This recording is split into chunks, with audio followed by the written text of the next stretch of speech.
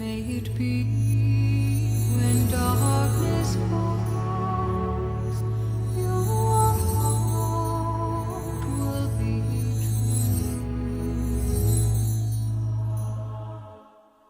Fim dos serviços ativos, a reunião foi encerrada, notando-se que imensa alegria transbordava de todos os corações. Margarida estava, enfim, aliviada, e em pranto pedia ao esposo agradecesse de viva voz as dádivas recebidas. Góbio, porém, vendo Saldanha espantadiço, obtemperou. O triunfo essencial ainda não veio, Saldanha. Margarida recebeu o amparo imediato, mas precisamos agora socorrer-lhe a casa até que ela mesma incorpore a própria individualidade em caráter definitivo os benefícios aqui recolhidos. Para que uma planta seja efetivamente preciosa, não basta que ela esteja bela e perfumada na estufa protetora. É necessário receber o auxílio externo, consolidando a resistência própria, de modo a produzir utilidades no bem comum. E passando a entender-se com Sidônio, aceitou a colaboração por 10 dias sucessivos de 12 companheiros espirituais incorporados ao agrupamento destinado a reforçar as atividades defensivas na morada de Gabriel, de vez que, segundo Saldanha e Leôncio, do dia seguinte em diante teríamos guerra aberta com os assalariados de Gregório, que viriam naturalmente sobre nós temíveis e insistentes.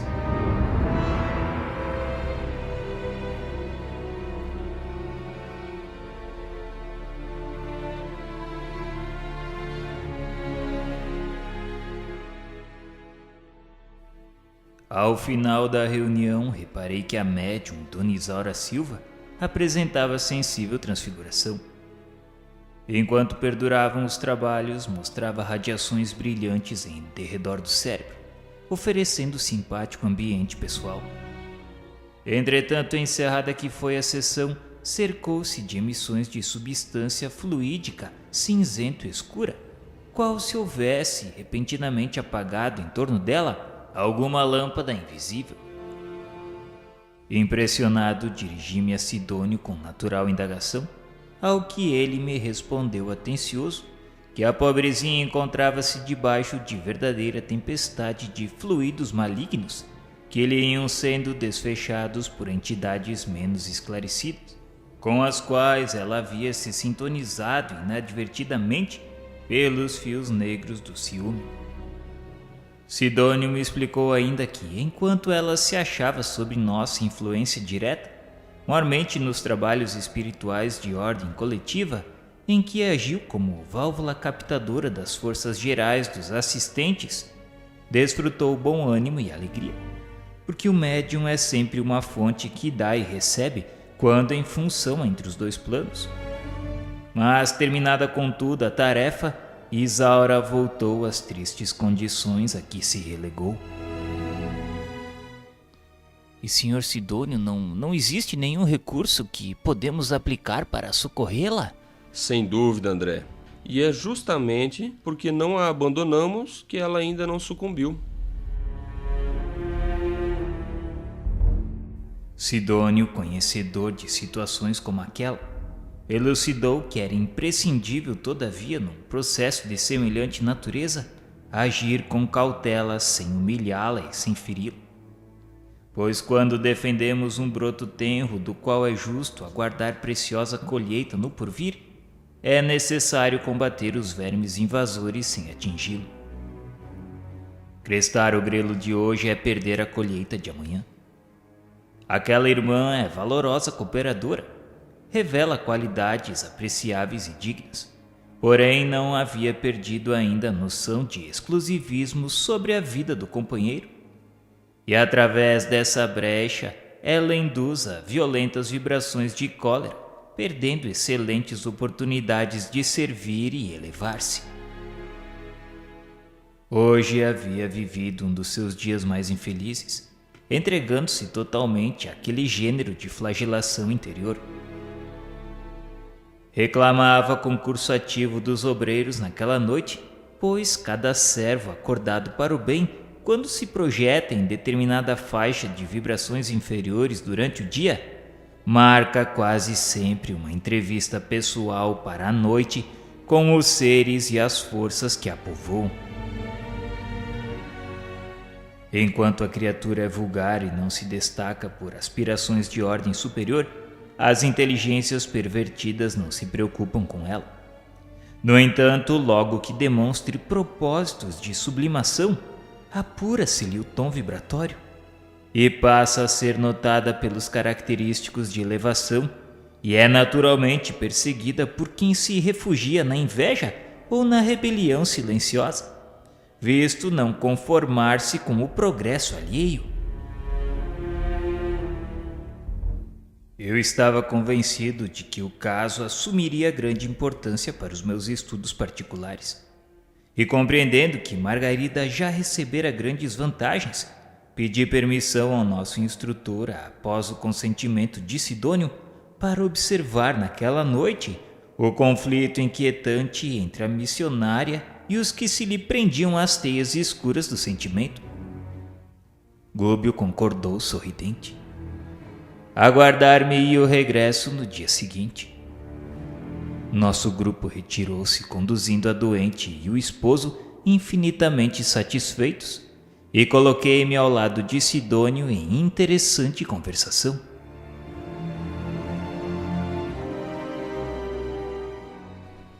Por enquanto, André, este domicílio está sob a guarda dos nossos processos de vigilância.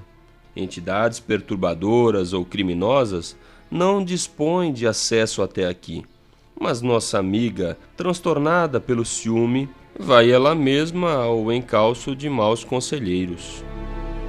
Esperemos que abandone o veículo de carne pelo sono e você poderá ver.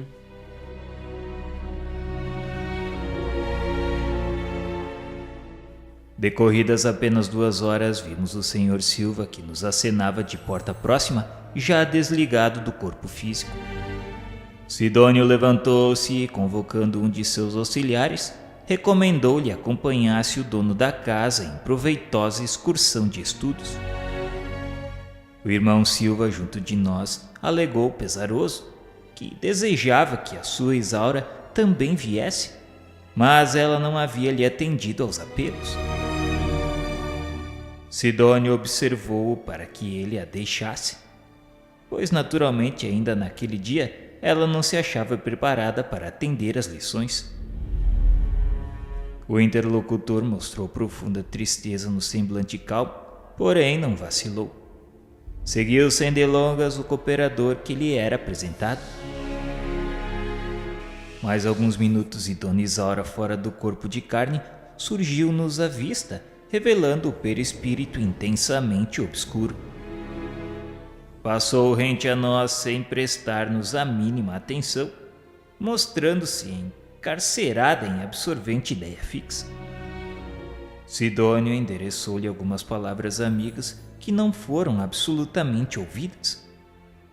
Tentou o amigo tocá-la com a destra luminosa, mas a médium precipitou-se em desabalada carreira, deixando-nos perceber que a nossa aproximação lhe constituía naqueles instantes aflitiva tortura.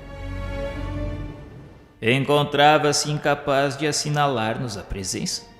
Entretanto, percebia-nos instintivamente as vibrações mentais e demonstrava temer o contato espiritual conosco. O benfeitor explicou-me que poderia constrangê-la a ouvir-nos, obrigando-a a submeter-se sem reservas à nossa influenciação. No entanto, semelhante atitude de nosso lado implicaria a supressão indébita das possibilidades educativas. Isaura, no fundo, era a senhora do próprio destino, e na experiência íntima dispunha do direito de errar para melhor aprender o mais acertado caminho de defesa da própria felicidade.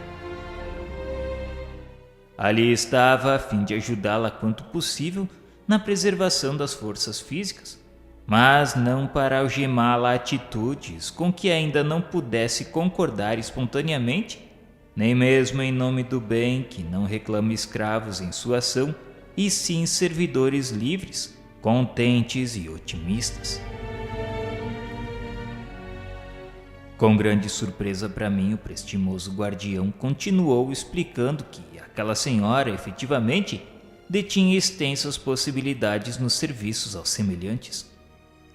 Caso quisesse perdê-las temporariamente, outro recurso não nos cabia, senão o de entregá-la à corrente da própria vontade, até que um dia conseguisse ela própria despertar em plano de compreensão mais alto.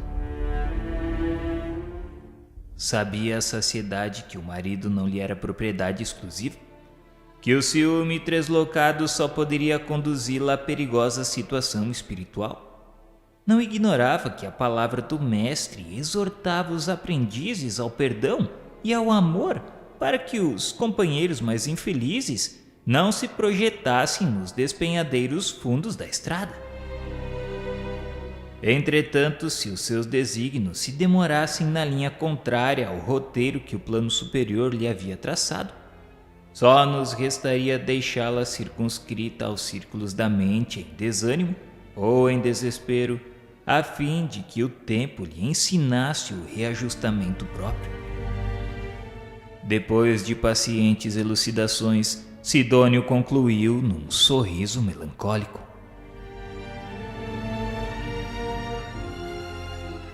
Educação não vem por imposição. A cada espírito deverá a si mesmo a ascensão sublime ou a queda deplorável. A esse tempo acompanhávamos a senhora Silva fora do corpo de carne a fugir de seu domicílio para a via pública.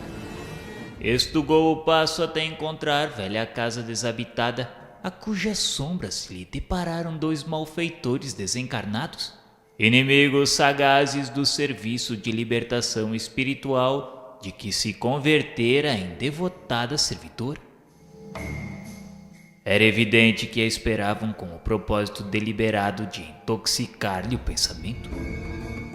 Abeiraram-se dela amistosos e macios, sem se aperceberem da nossa presença. E um dos embusteiros, apresentando na voz mentiroso acento de compaixão, perguntou como ela estava. Disse que ela havia sofrido bastante em seus respeitáveis sentimentos de mulher. A interpelada aclamou visivelmente satisfeita por encontrar alguém que se lhe associasse às dores imaginárias e infantis, e perguntou como também ele sabia. O interlocutor enfático disse que ele era um dos espíritos que a protegiam e sabia de que o seu esposo lhe tinha sido desalmado verdugo. E a fim de ajudá-la tinha seguido o infeliz por toda a parte, surpreendendo-lhe as traições aos compromissos domésticos. Dona Isaura, em lágrimas, confiou-se ao fingido amigo. Sim, gritou ela molestada. Essa era a pura verdade. Sofria infinitamente. Não existia naquele mundo criatura mais desventurada do que ela. O loquaz perseguidor disse que reconhecia a extensão dos seus padecimentos morais, via-lhe o esforço e o sacrifício e não ignorava que o seu marido elevava a voz nas preces através das sessões habituais para simplesmente acobertar as próprias culpas. E ainda por vezes, em plena oração, entregava-se a pensamentos de lascívia, fixando senhoras que lhe frequentavam o lar. Envolvendo a médium imprevidente na melifluidade das frases, aduziu que aquilo era um absurdo. Doía vê-la algemada a um patife mascarado de apóstolo. E a pobre senhora confirmava que era aquilo mesmo, qual se for andorinha delicada, portadora de importante mensagem, repentinamente presa num tabuleiro de mel. estava rodeada de gente desonesta.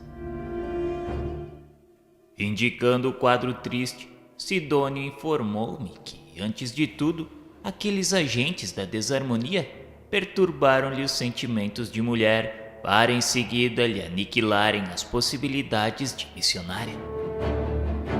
Dessa forma, o ciúme e o egoísmo constituem portas fáceis de acesso à obsessão arrasadora do bem. Pelo exclusivismo afetivo, a médium naquela conversa já havia se ligado mentalmente aos ardilosos adversários de seus compromissos sublimes. Reparamos então que o inteligente obsessor abraçou a senhora, parcialmente desligada do corpo físico, e prosseguiu solicitando que ela acreditasse que eles eram seus leais amigos. Os protetores verdadeiros são aqueles que, como ele se julgava, lhe conheciam os padecimentos ocultos.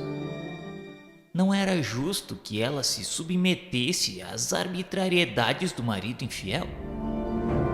A recomendação era abster-se de receber-lhe o séquito de companheiros hipócritas interessados em orações coletivas que mais se assemelhavam a palhaçadas inúteis. E com um sorriso sarcástico, disse ainda que era um perigo ela entregar-se a práticas mediúnicas, qual vinha fazendo em companhia da gente daquela espécie. Era para tomar cuidado.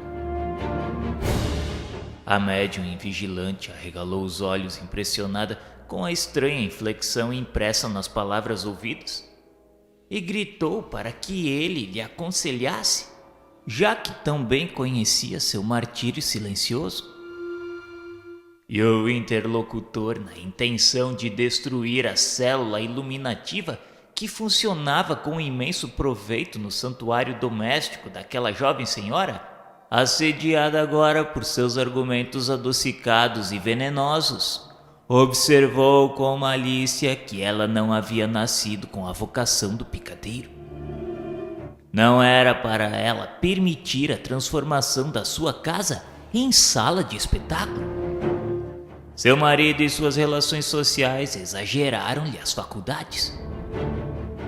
Aconselhou ainda o astuto que ela precisava ainda de longo tempo para desenvolver-se suficientemente. E envolvendo-a nos pesados véus da dúvida que anulam tantos trabalhadores bem-intencionados, questionou se ela já havia meditado bastante na mistificação inconsciente. Estava realmente convencida de que não enganava os outros? Era indispensável acautelar-se. Se estudasse a grave questão do espiritismo com inteligência e acerto, reconheceria que as mensagens escritas por seu intermédio e as incorporações de entidades supostamente benfeitoras não passavam de pálidas influências de espíritos perturbados e de alta percentagem dos produtos de seu próprio cérebro e da sua sensibilidade agitada pelas exigências descabidas das pessoas que lhe frequentavam a casa. Não via a plena consciência com que se entregava ao imaginado intercâmbio? Não era para acreditar em possibilidade que não possuísse. E o malvado, astuto zombeteiro ainda aconselhou tratar de preservar a dignidade da sua casa, mesmo porque seu esposo não tinha outro objetivo senão o de utilizar-lhe a credulidade excessiva, lançando-o à triste aventura do ridículo. A pobre criatura, tão ingênua e prestimosa, registrava com visível terror aquela conceituação do assunto. Espantado com a passividade de Sidônio ante aquele assalto, enderecei-lhe a palavra respeitoso, porém menos tranquilo. Não seria razoável defendê-la? Ele sorriu, todavia, compreensivamente e me elucidou que, todavia, o que tínhamos feito há poucas horas, no culto da prece e do socorro fraternal, senão prepará-la à própria defensiva? Ela tinha trabalhado mediunicamente conosco, ouviu formosa e comovedora preleção evangélica contra os perigos do egoísmo enfermiço. Colaborou decidida para que o bem se concretizasse e ela própria emprestou-nos os lábios a fim de ensinarmos princípios de salvação em nome do Cristo a quem deveria confiar-se.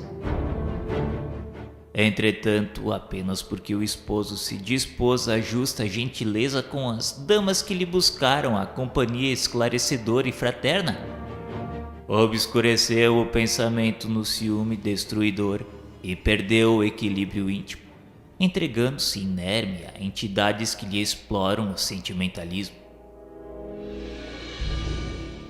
Sidônio fez um significativo gesto apontando os malfeitores desencarnados e explicou que aqueles companheiros retardados procediam com os médiuns à maneira de ladrões que, depois de saquearem uma casa, acordam o dono, hipnotizam-no e obrigam-no a tomar-lhes o lugar, compelindo-o a sentir-se na condição de mentiroso e mistificador. Aproximam-se da mente invigilante, dilaceram-lhe a harmonia, furtam-lhe a tranquilidade e depois, com sarcasmo imperceptível e sutil, obrigam-na a acreditar-se fantasiosa e desprezível. Muitos missionários se deixam atropelar pela falsa argumentação que acabávamos de ouvir e menosprezavam as sublimes oportunidades de estenderem o bem através de preciosa sementeira que lhes enriqueça o futuro. Questionei se não havia recurso de afastar a semelhantes malfeitores. E Sidônio, bem-humorado, explicou que, sem dúvida, em toda parte existe contenção e panaceia, remediando situações pela violência ou pelo engodo prejudicial. Mas na intimidade de nossa tarefa, o que seria mais aconselhável? Espantar moscas ou curar a ferida? Tais dificuldades são lições valiosas que o espírito do medianeiro entre encarnados e desencarnados deve aproveitar em benditas experiências. E não nos competia subtrair o ensinamento ao aprendiz. Enquanto um trabalhador da mediunidade empresta ouvidos a histórias que lhes lisonjeiem a esfera pessoal, disso fazendo condição para cooperar na obra do bem, quer dizer que ainda estima o personalismo inferior e o fenômeno acima do serviço que lhe cabe no plano divino.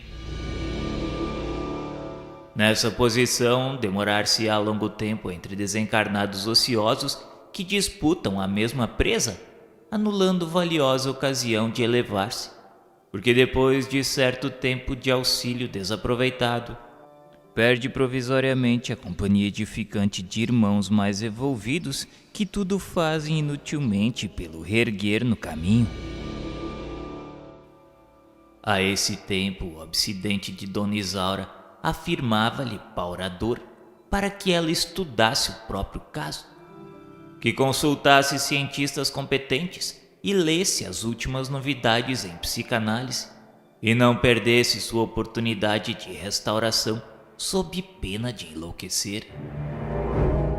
E ainda comentava sacrílego que falava em nome das esferas superiores na qualidade de amigo fiel. E a ingênua interlocutora concordava tímida e desapontada. Sim, compreendia. Nesse momento, Sidônio abeirou-se do grupo e fez-se visível para Dona Isaura, hipnotizada pelos perseguidores, e a médium registrou-lhe a presença com alguma dificuldade, exclamando que via Sidônio, o seu devotado amigo espiritual. Mas o verboso obsessor, que de maneira alguma percebia nossa vizinhança em virtude do baixo padrão emocional em que se mantinha, zombou franco que não era nada daquilo, que ela não via nada, era pura ilusão.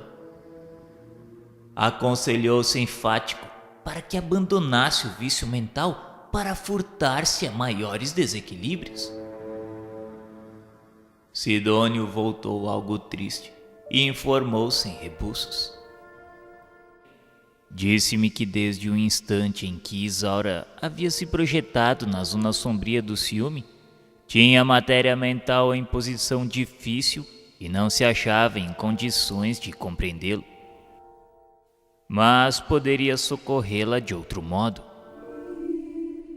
Em volitação rápida no que foi seguido por mim, encontrou o marido da medianeira numa reunião instrutiva junto de vários amigos espirituais e recomendou-lhe tomar o corpo físico sem perda de tempo a fim de auxiliar a esposa em dificuldade. O irmão Silva não hesitou. Em breve regressava à câmara conjugal, reapossando-se do veículo denso. O corpo da senhora ao lado dele arfava em reiteradas contorções, acorrentado a indizível pesadelo. Dócil à influenciação de Sidônio, procurou despertá-la, sacudindo-lhe o busto delicadamente. Isaura, em copioso pranto, retornou ao campo carnal sem detença, abrindo os olhos assustadiços. Bradou angustiada que ela era infeliz e estava sozinha. Sidônio, quase incorporado ao marido complacente e bondoso, levava-o a falar construtivamente, aconselhando a lembrar da sua fé e de quanto tinham recebido dos amados benfeitores espirituais. Mas Dona Isaura retrucou irritada que não era nada daquilo. O senhor Silva, paciente, perguntou como era aquilo, pois não tinham sido amparados através da sua própria mediunidade. Nunca, protestou a pobre senhora. Tudo era uma farsa. As mensagens que recebia era a pura atividade da sua própria imaginação. Tudo era expressão dela mesma. O esposo bondoso disse-lhe que ela jamais foi mentirosa. Levantou a hipótese de que ela havia caído nas malhas dos irmãos infelizes que haviam lhe conduzido ao purgatório do ciúme terrível. Mas Jesus os auxiliaria no oportuno reajustamento. Nesse momento, Sidônio bondoso falou que eu já havia assistido à fase culminante daquela lição. E a conversa agora entre o casal seguiria até muito longe. Com o milagroso concurso das horas, iria ser pacificado a mente da servidora respeitável, mas exclusivista e vigilante. Dessa forma, poderia eu voltar ao meu círculo de trabalho e guardar o ensinamento daquela noite. Profundamente tocado pelo que vira, agradeci e afastei-me.